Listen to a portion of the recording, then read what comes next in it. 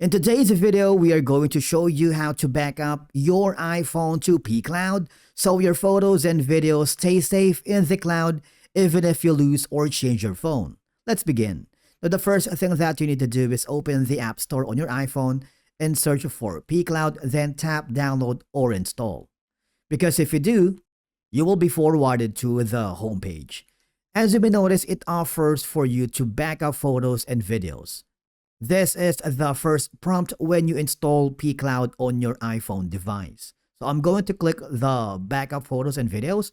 And what will happen is, as you can see, it's up to you if you want to limit access, allow full access, and don't allow. For now, we're going to allow full access.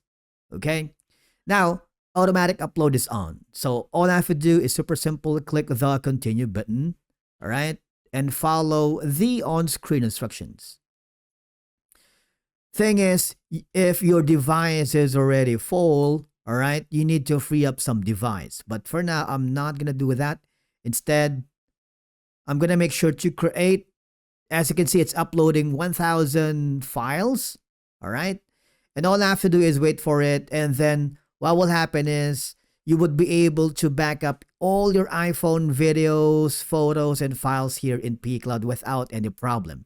It may take a little while, and at this point, you want to make sure that you are not using a VPN or proxy, and you should be able to connect to a stable Wi-Fi or mobile data, because anything that loses the internet connection can interfere with the uploading and backing up of your files from your iPhone to pCloud.